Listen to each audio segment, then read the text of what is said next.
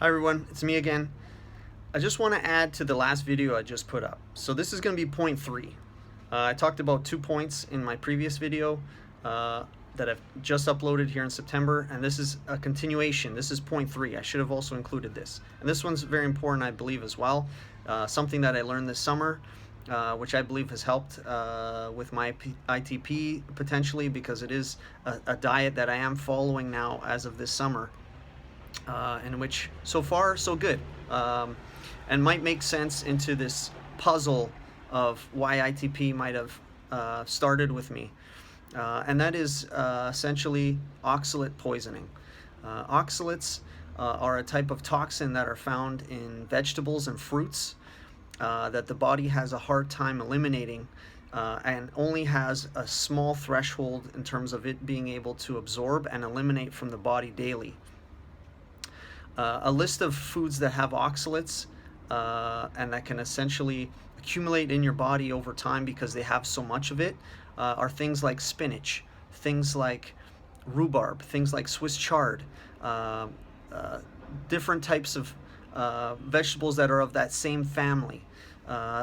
There's an entire list that you can go online and take a look at for if you type in oxalate poisoning or high oxalate foods. You should get some lists as to foods that you want to avoid in your diet. I know myself in 2016, prior to my ITP starting on, which was July of 2016, I was having spinach in the morning regularly. I'd have a little bit of raw spinach with blueberries. My understanding at the time was spinach is very healthy. It'll give you vitamin K, all kinds of greens, which are important for men especially, and so I was doing that daily. One thinks back after hearing about oxalate poisoning and thinking maybe at that point I was just having too much spinach, and that spinach was accumulating oxalates in my body to such an extent that it was impacting platelet production. Obviously, one doesn't know 100%, but nonetheless, there's a doctor, her name is Dr. Sally Norton. If you YouTube her, there's some excellent videos and interviews of her discussing her journey with oxalates. She's the preeminent expert on oxalates and oxalate poisoning, and she's written an excellent book. I believe it's Toxic Superfoods, I believe is the title.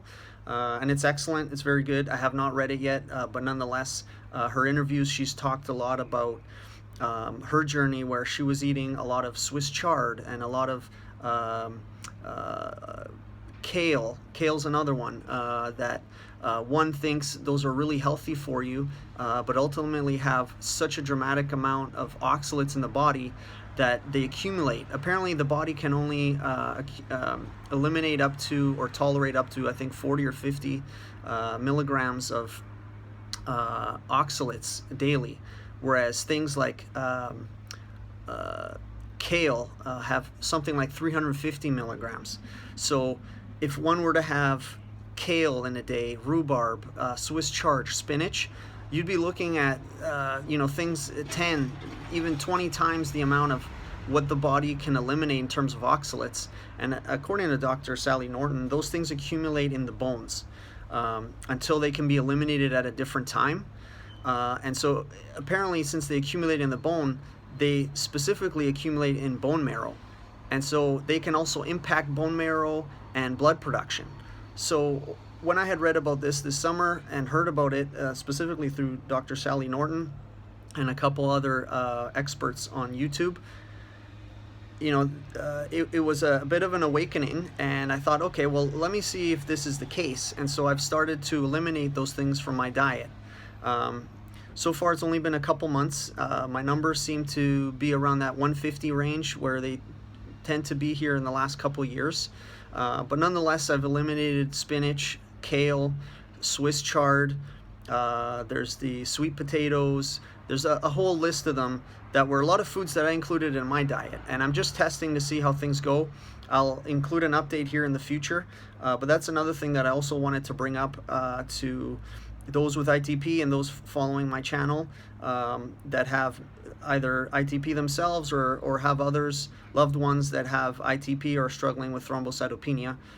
This could be a particular topic that may help, and is something that I'm currently avoiding in my diets currently. And we'll again update here in the next little while as to how things are going. Um, Obviously, I think this one's a little tricky because you think of vegetables and they're like, vegetables should be good for you. Vegetables, the common understanding is that they aid one's health, that they're beneficial for vitamins and minerals and all these things. However, there's been, I guess, a large discussion more so lately about phytates and oxalates and nitrates and different types of toxins that certain vegetables and plants have in way to protect themselves from being eaten, and that can damage one's health. Anyways, again, that's oxalate poisoning. That's Oxalate, oxalate. Look it up.